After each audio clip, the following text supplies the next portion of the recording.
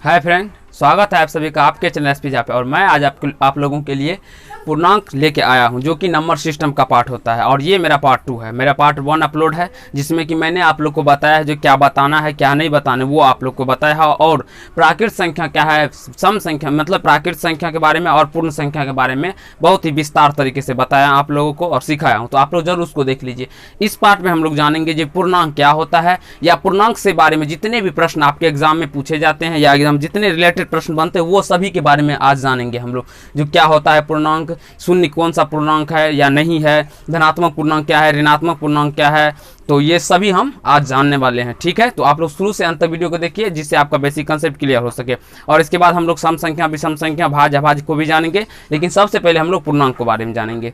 तो देखिए मैंने यहाँ पे लिख रखा है जो पूर्णांक क्या होता है। पूर्णांक का डेफिनेशन होता है मतलब परिभाषा जो आप बोल सकते हैं इसके पूर्णांक। इसे इंग्लिश में हम लोग इंटीजर्स के नाम से जानते हैं। इंटीजर्स आप लोग इसे इंटीजर भी बोल सकते हैं या पूर्णांक बोल सकते हैं, आपको जो इच्छा हो वो बोल सकते हैं। तो इंग्लिश में हम लोग इसको इंटीजर और हिंदी में पूर्णांक कहते हैं। तो इसका जब हम डिफिनीशन बात करें तो ये होता है संख्या रेखा पर माइनस इन्फिनिटिव से लेकर प्लस इन्फिनिटिव तक जितने भी संख्या उपस्थित रहते हैं उसे हम पूर्णांक कहते हैं। ये मैं इसलिए रख रहता हूँ जिससे ये वीडियो छोटा बने और आपको ज़्यादा से ज़्यादा चीज़ मैं इस एक वीडियो के अंदर इंक्लूड करके समझा सकूँ। तो चलिए मैंने आप लोगों को बताया जो क्या होता है इसका परिभाषा डिफिनेशन। जो संख्या रेखा पर माइनस इन्फिनिटिव से लेकर संख्या रेखा पर माइनस इन्फिनिटिव, देखिए माइनस इन्फिनिटिव हुआ ये संख्या रेखा, ये क्या हुआ मेरा संख्या रेखा हुआ, ये मेरा संख्या रेखा हुआ। तो इसमें क्या होता है तो माइनस इन्फिनिटिव, ये माइनस इन्फिनिटिव हुआ यहाँ से लेकर प्लस इन्फिनिटिव तक। प्लस इन्फिनिटिव, इन्फिनिटिव मतलब अनंत होता है, एक प्रकार से आप हिंदी में इसको अनंत बोल सकते हैं। माइनस अनंत से लेकर प्लस अनंत तक जितने भी संख्या आते हैं संख्या रेखा पर उसे ही हम लोग क्या कहते हैं तो पूर्णांक कहते हैं, उसे ही हम लोग पूर्णांक कहते हैं। तो आप देखिए अपूर्णांक में अधिकतर बच्चे को प्रॉब्लम होता है जो दायां साइड बायां साइड में। तो सबसे पहले हम दायां साइड जान लेते हैं क्या होता है। आप पूर्णांक की तरफ मतलब इसी प्रकार से घूम जाते हैं। तो जब देखेंगे तो ये दायां हाथ हुआ मेरा, तो दायां साइड इस साइड आता है तो ये दायां हो गया, ये बायां साइड इस आता तो ये बायां हो गया।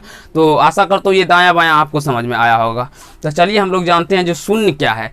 तो देखते हैं मैंने यहाँ पे लिखा है आप लोगों के लिए जो शून्य ना तो धनात्मक पूर्णांक है और ना ही ऋणात्मक पूर्णांक। तो बोलेंगे सर तो शून्य है क्या चीज़, तो वो भी अभी जानेंगे हम लोग नीचे। लेकिन सबसे पहले आपको ये बात समझ रखिए, मतलब जान लीजिए जो शून्य ना धनात्मक पूर्णांक है और ना ही ऋणात्मक पूर्णांक। शून्य ना तो धनात्मक पूर्णांक है और ना ही ऋणात्मक पूर्णांक। तो चलिए जानते हैं जो धनात्मक पूर्णांक है कौन कौन चीज या ऋणात्मक पूर्णांक कौन कौन सा है। तो चलिए जानते हैं। सबसे पहले हम अगर धनात्मक पूर्णांक की बात करें, धनात्मक मतलब हुआ पॉजिटिव, धनात्मक मतलब हुआ पॉजिटिव। ये +1 हुआ, ये +2 हुआ, ये +3 या +4 भी लिख सकते हैं इसको, कोई से यहाँ से मतलब इसको लिख सकते हैं इस प्रकार से, कोई प्रॉब्लम नहीं है हमें। ठीक है, जब हम धनात्मक पूर्णांक का बात करें तो धनात्मक पूर्णांक में क्या होता है तो आप जिसमें प्लस का चिन्ह लगा हुआ, तो बोलेंगे सर तो जीरो में तो नहीं लगा है माइनस, तो धनात्मक पूर्णांक होगा। लेकिन नहीं, धनात्मक पूर्णांक शून्य जीरो यानी कि जीरो ना तो धनात्मक पूर्णांक और ना ही ऋणात्मक पूर्णांक है। इसलिए मैंने आप लोगों को ऊपर में ही लिख दिया जिससे आपको कोई भी कन्फ्यूजन ना रहे और जिससे मतलब आपका कंसेप्ट क्लियर हो सके। तो धनात्मक पूर्णांक मतलब आप बोल सकते हैं यानी +1 +2 +3 से लेकर कितना तक, अनंत तक, कितना तक, प्लस अनंत तक, प्लस इन्फिनिटिव तक आपका क्या होता है धनात्मक पूर्णांक। क्या होता है +1 +2 +3 plus dash dash dash plus infinitive तक आपका क्या होता है धनात्मक पूर्णांक होता है। और जब हम ऋणात्मक पूर्णांक की बात करें तो धनात्मक पूर्णांक एक चीज आपको पूछा भी, एक क्वेश्चन में पूछा जाता है धनात्मक पूर्णांक दाएं होता है या बाएं।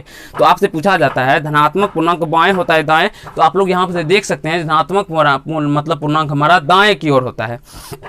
धनात्मक पूर्णांक दाएं की ओर होता है और ऋणात्मक पूर्णांक बाएं की ओर होता है। तो ये भी आपसे पूछ सकता है, तो आप इसको भी लिख लीजिए अपने नोटबुक में। अब चलिए ऋणात्मक पूर्णांक, तो ऋणात्मक पूर्णांक की बात करते हैं तो जिसमें माइनस लगा हो, माइनस मतलब निगेटिव का चिन्ह लगा हो, वो ऋणात्मक पूर्णांक होता है। तो ऋणात्मक पूर्णांक यहाँ से आप लोग देख लीजिए -1 -2 -3 -4 डैश डैश डैश, मतलब यहाँ से माइनस अनंत तक, मतलब माइनस इन्फिनिटिव तक के जितने भी संख्या होते हैं वो क्या होते हैं तो ये ऋणात्मक पूर्णांक होते हैं। माइनस में जितने भी संख्या होते हैं वे ऋणात्मक पूर्णांक होते हैं और प्लस में जितने भी संख्या होती है वे धनात्मक पूर्णांक होते हैं।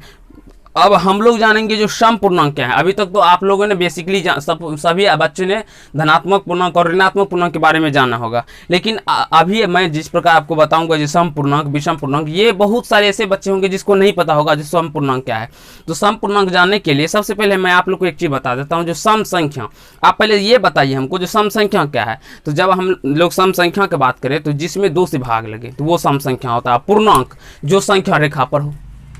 आशा करता हूँ ये चीज आपको समझ में आया होगा, जो संख्या रेखा पर। तो हम जब देखते हैं संख्या रेखा पर, तो संख्या रेखा पर माइनस मतलब इन्फिनिटिव से लेकर यहाँ पे माइनस डैश डैश डैश दे दीजिए, डैश डैश डैश -4 -2 और 0 फिर 2 फिर 4 फिर 6 फिर 8 dash dash dash plus infinity तक, मतलब माइनस इन्फिनिटी से लेकर जिसमें 2 से भाग लगता है, -4 -2 0। 0 सम पूर्णांक संख्या है।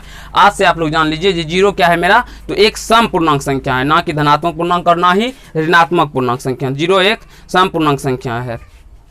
माइनस इन्फिनिटी से लेकर प्लस इन्फिनिटी तक में जितने भी संख्या होंगे जिसमें 2 से भाग लगता हो वो संख्या केवल सम पूर्णांक संख्या होंगे। तो जिसमें कि 0 भी मेरा आता है, तो 0 एक सम पूर्णांक संख्या है, ना कि धनात्मक संख्या और ना ही ऋणात्मक संख्या। तो आप लोग से अगर कोई पूछे जो 0 क्या है, तो आप लोग बोलेंगे जो सम पूर्णांक संख्या, ना धनात्मक संख्या और ना ऋणात्मक संख्या। ठीक है, चलिए हम लोग विषम पूर्णांक की ओर चलते हैं। तो जब हम लोग विषम पूर्णांक की ओर आते हैं तो विषम पूर्णांक का परिभाषा, विषम पूर्णांक मतलब हुआ विषम। तो विषम का पहले जानेंगे जो विषम क्या हुआ, तो जिसमें 2 से भाग नहीं लगे। तो 2 से भाग जिसमें नहीं लगता है, तो जिसमें 2 से भाग नहीं लगता है तो हम जानेंगे जो संख्या रेखा पर कौन सा ऐसा पूर्णांक है जिसमें 2 से भाग नहीं लगता है। तो यहाँ पे देख लीजिए माइनस अनंत से लेकर मान लीजिए -3 -1, इसमें 0 नहीं होगा क्योंकि 0 में लगता है। 0 एक सम संख्या है, सम पूर्णांक है, सम संख्या नहीं है, सम पूर्णांक है। देखिए इसमें भी बहुत सारा कंफ्यूजन है, आपको प्रॉब्लम हो जाएगा। 0 सम संख्या नहीं है। अगर आपसे पूछेगा जो 0 सम संख्या है, तो 0 सम संख्या नहीं है, लेकिन सम पूर्णांक है। ये आप समझ लीजिए, जो 0 क्या है, सम पूर्णांक है। अगर सबसे छोटी सम संख्या पूछे तो 2 होता है, सबसे छोटी सम संख्या 2, लेकिन 0 नहीं होता है। लेकिन यहाँ पे अगर सम पूर्णांक के बारे में पूछे तो सम पूर्णांक 0 है मेरा, ये आपको याद रखना होगा। लेकिन सम संख्या बोल दे तो सम संख्या नहीं होगा 0, ये आपको याद रखना होगा। तो चलिए विषम पूर्णांक की बात करें तो -3 -1 फिर 1 हो जाएगा, फिर क्या हो जाएगा 1 फिर 3 फिर इसी प्रकार से डैश डैश डैश करके अनंत तक, जिसमें कि हमारा 2 से भाग नहीं लगे, जिसमें कि हमारा 2 से भाग नहीं लगे, वो क्या हो जाएगा, तो विषम पूर्णांक संख्या। अब आइए यहाँ पे हमने क्या लिखा है वो आप लोग देख लीजिए। हमने लिखा है संख्या रेखा पर बाएं से दाएं की संख्या बड़ी होती है। संख्या रेखा ये देखिए, तो बाएं ये हुआ और दाएं ये हुआ, बाएं ये हुआ और दाएं ये हुआ। तो संख्या रेखा पर बाएं से मतलब इधर से इधर की संख्या बड़ी होती है, इधर से इधर की संख्या क्या होती है, तो बड़ी होती है। तो अगर पूछे आपसे -4 बड़ा है या +1, या पहले +4 का बात कर लेते हैं। तो -4 से +4 का बात करें तो आप लोग बता सकते हैं जो +4 वाला संख्या बड़ा है। आप लोग बता सकते हैं जो +4 वाला संख्या बड़ा है। माइनस में आप एक चीज याद रखिए, माइनस में जितना भी बड़ा हो वो उतना छोटा है। माइनस में जितना भी कोई संख्या बड़ा होता है वो संख्या उतना ही छोटा होता है। अगर -100 बात करें और -1 का बात करें तो -100 से बड़ा होगा, -100 से -1 क्या होगा, तो बड़ा होगा। तो आप लोग इसको जल्दी से नोट कर लीजिए। यहाँ पे देखिए मैंने कुछ नोट पॉइंट्स लिखे हैं। क्या लिखे हैं, तो 0 प्रत्येक ऋणात्मक पूर्णांक से बड़ा, मतलब 0 ये 0 जो है जितने भी ऋणात्मक पूर्णांक होंगे इस साइड वाले जितने भी संख्या होंगे, बाएं तरफ वाले जितने भी संख्या होंगे, 0 जितने बाएं तरफ वाले जितने भी संख्या होंगे उससे क्या होगा, बड़ा होगा। लेकिन धनात्मक मतलब दाएं साइड वाले जितने भी संख्या होंगे, बाद बाकी इधर के जितने भी संख्या होंगे उससे बड़ा होगा। तो यहीं पे मैंने वही चीज नोट किया हूँ, जो 0 प्रत्येक ऋणात्मक पूर्णांक से बड़ा, मतलब बहुत बार आपको एग्जाम में पूछा जाएगा जो 0 ऋणात्मक पूर्णांक से बड़ा है या छोटा है। तो हम बात करें तो 0 प्रत्येक ऋणात्मक पूर्णांक से बड़ा तथा प्रत्येक धनात्मक पूर्णांक से छोटा होता है, प्रत्येक धनात्मक पूर्णांक से छोटा होता है। जैसे कि यहाँ पे मैंने लिखा है -इन्फिनिटी डैश डैश डैश -2 -1 से क्या होता है, 0 बड़ा, लेकिन 0 इधर पॉजिटिव वाले से मतलब 1 2 3 4 डैश प्लस प्लस वाले संख्या से धनात्मक पूर्णांक से छोटा होता है। यही चीज मैंने इस लाइन के अंदर लिखा है। इस ना परिभाषा को आप चाहे तो इसको लिख लीजिए या दोनों को लिख लीजिए तो बेटर होगा। जल्दी से आप लोग इसका स्क्रीनशॉट ले लीजिए मैं आप लोग को आगे सम संख्या या विषम संख्या जो हो देख ले, हाँ सम संख्या के बारे में आपको समझा मतलब बताएंगे अच्छे तरीके से क्या होता है नहीं होता है। तो आप लोग इसका स्क्रीनशॉट ले लीजिए। तो चलिए फ्रेंड, हम लोगों ने पूर्णांक के बारे में समझ लिया। अब हम लोग समझेंगे सम संख्या और विषम संख्या, मतलब सम संख्या क्या होता है और विषम संख्या क्या होता है, इसका क्या डिफरेंशिएशन होता है और आपको इस सम संख्या से क्या क्या प्रश्न आपके एग्जाम में बनते हैं, वो चीज़ के बारे में मैं आप लोग को आज बताऊंगा, जिससे आपका कंसेप्ट क्लियर रहे और आपको एग्जाम में अगर प्रश्न पूछे तो वो आपसे बन जाए। तो चलिए हम लोग जानते हैं जो सम संख्या मतलब इवन नंबर क्या होता है। यहाँ पे देखिए, सबसे पहले हम लोग सम संख्या की बात करते हैं। सम संख्या का बात करते हैं। सम संख्या का मतलब होता है इंग्लिश में उसको हम लोग इवन नंबर बोलते हैं। क्या बोलते हैं? Even number. सम संख्या को इंग्लिश में हम लोग बोलते हैं इवन नंबर। ठीक है, अब मतलब आपको एग्जाम में बहुत बार इवन नंबर भी दे दिया जाता है, तो आप लोग को प्रॉब्लम होता होगा जो इवन नंबर क्या है, सम संख्या क्या है, दोनों एक ही चीज़ है। तो आप लोग इसको इंग्लिश में नाम याद रखना होगा आप लोग को, जिससे आपका मतलब गलत ना हो। अब देखिए यहाँ पे मैंने आप लोग के लिए डिफिनेशन यानी परिभाषा लिख रखा है। क्या?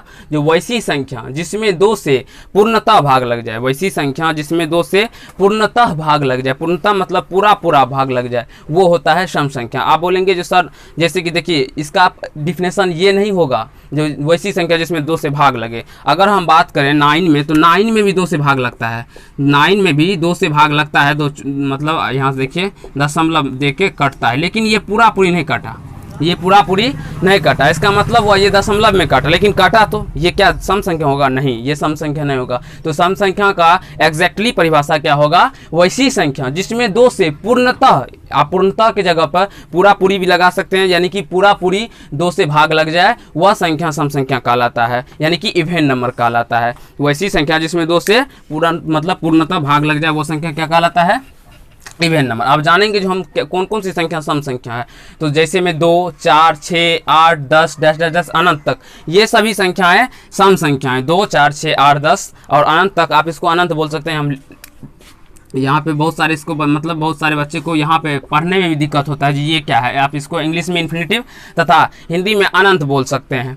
देखिए जैसे में हम लोग लिखे हैं यहाँ पे 2, 4, 6, 8, 10 डैश अनंत तक, तो ये क्या है? ये संख्याएं सम संख्याएं। आप बोलेंगे सर 0 में भी तो 2 से पूर्णतः भाग लग जाता है, लेकिन 0 एक सम संख्या नहीं है, ये आपको याद रखना होगा, या आप यहाँ पे नोट पॉइंट में लिख देते हैं हम लोग, तो आप लोग उसको लिख लीजिए। देखिए सबसे पहले हम जान लेते हैं यहाँ पे नंबर 0 एक सम संख्या नहीं है।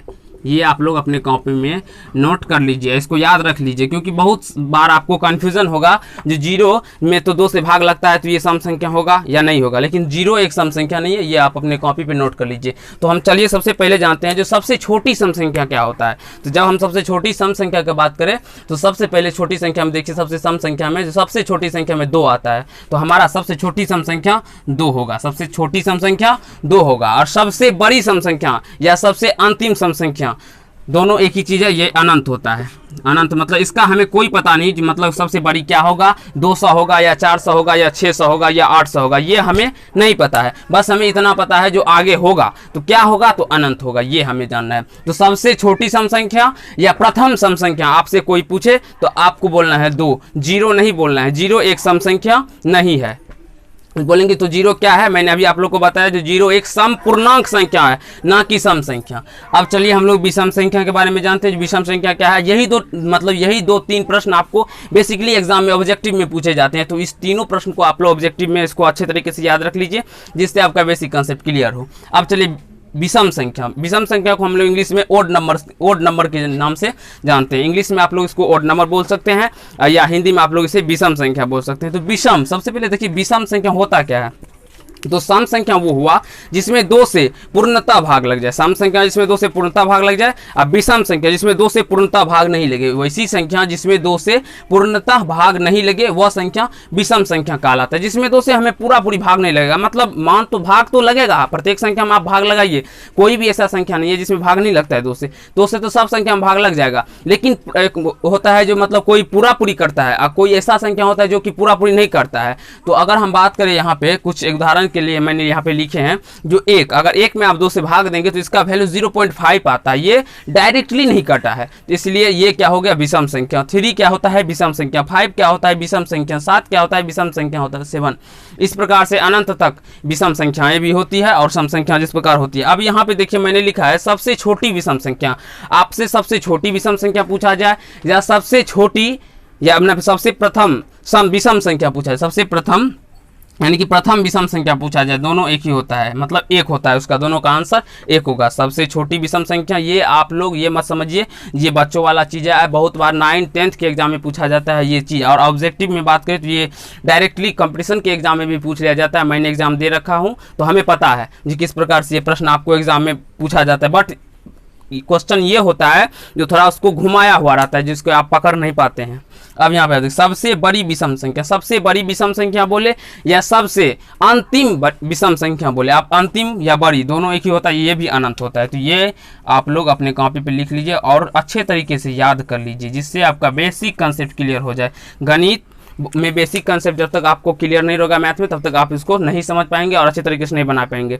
तो आशा करता हूँ ये पार्ट 2 आपको अच्छे तरीके से समझ में आया होगा। तो हम 2-3 ही लेकर समझेंगे, जिससे ये वीडियो भी छोटा रहे और आपको समझने में भी आसानी से समझ सके। तो ये वीडियो आपको कैसा लगा और कैसा नहीं लगा, आप लोग अपना कॉमेंट बॉक्स में अपना शब्द को लिख के हमें बता दीजिए। तो धन्यवाद दोस्तों, इस पार्ट में हम लोग इतना ही जानेंगे जो पूर्णांक इंटीजर के बारे में, सम संख्या, इवन नंबर और ऑड नंबर विषम संख्या के बारे में। तो आशा करता हूँ ये पार्ट आप लोग को अच्छा लगा होगा। तो नेक्स्ट पार्ट हम अगले दिन करेंगे। धन्यवाद।